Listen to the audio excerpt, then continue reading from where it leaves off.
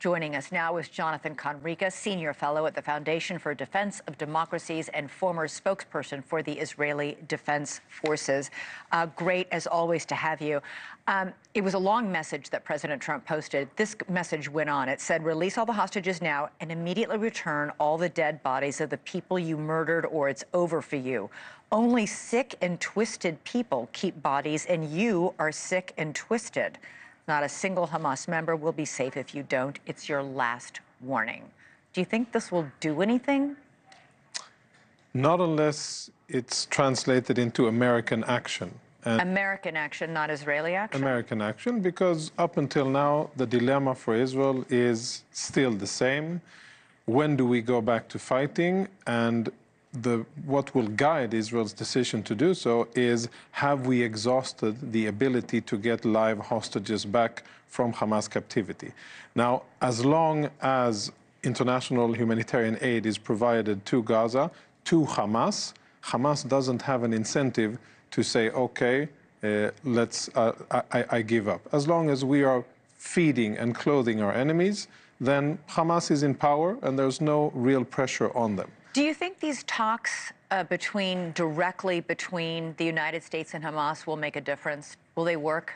I don't know. It's too early to say. I know that Trump's envoy, who has done that in the past with the Taliban, also regarding American hostages and victims, also through Qatar last time around, is doing it now, reportedly, according to the White House, with Hamas. I hope that it's coordinated. I hope that it's harmonized with Israel. And I think, of course... Well, that's the key. That's the key. But the issue here is that, you know, I think whatever can be done in order to get innocent civilians out of the hands of these horrible terrorists is a good thing. And I'm less a stickler for details, whether or not it's been done before or whether everybody likes it. Yeah. If it gets people home, if it furthers the chance of that happening, I'm all for it, and I hope it's coordinated. The White House spokesperson said today that Israel was consulted on this. Yeah. Israel issued a statement this afternoon saying it's direct conversations with the United States. Israel has stated its opinion on direct conversations with the United States. Which definitely is sounds like, I don't like it. We don't like it. It is what it is. Why is Israel against it, if it might mean the release of Israeli hostages as well as American hostages? Maybe because it kind of diverts the efforts, and you know, there's more than one entity that is dealing with Hamas, and that allows Hamas more flexibility, more wiggle room, and it may weaken the concentration of effort on the Israeli side into getting all of the hostages back. It may produce an incentive for Hamas only to release American Israeli citizens. Yeah. But anyhow, I mean, it is between partners and friends, U.S. and Israel, and I'm sure that it's coordinated and it will go forward. If it leads to the release of hostages, then it's a blessing.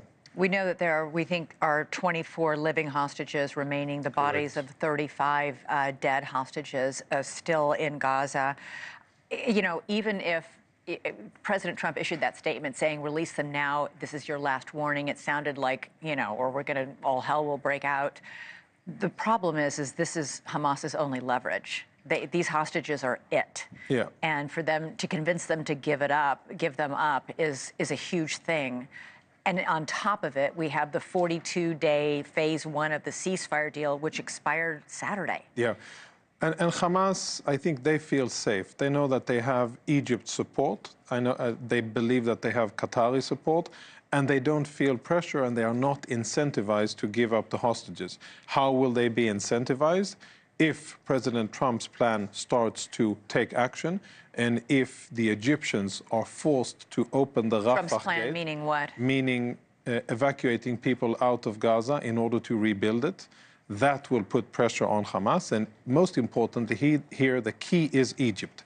If Egypt is forced to open the gates and allow Gazans out, even without President Trump's plan, I believe that Palestinians will vote with their feet, and they would want to escape the horrible place that Gaza is. Egypt doesn't want to open that gate. No, they Egypt don't. and Jordan are both, we do not want those Palestinians Jordan is here. less of an issue. I think Jordan doesn't have historical ties with Gaza. They aren't part of the problem. Egypt is. Egypt has been meddling in Gaza and in Israeli affairs for the better part of 30 years. They have been allowing weapons into Gaza, and they have been profiting from those weapons. And then they've also been enjoying the fruits of ceasefires between Hamas and Israel that they themselves have brought into effect. Okay. Yeah, so Egypt has been playing a very dishonest game here, and really when we go forward, we want to get rid of Hamas, we want to get hostages back, and we want to alleviate suffering for people in Gaza.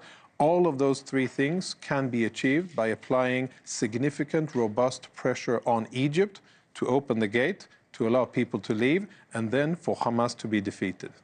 I think Egypt would consider a huge influx of Palestinians from Gaza to be hugely destabilizing to Egypt. So therefore, I don't know. They've put down. They've, you know, in response to Trump's. In many ways, they have created this problem, and I think they should own up to what they've created. All right, we'll see if they do. Jonathan Conricus. Thank you. Always great to talk to you. Thank you for your insight. All right.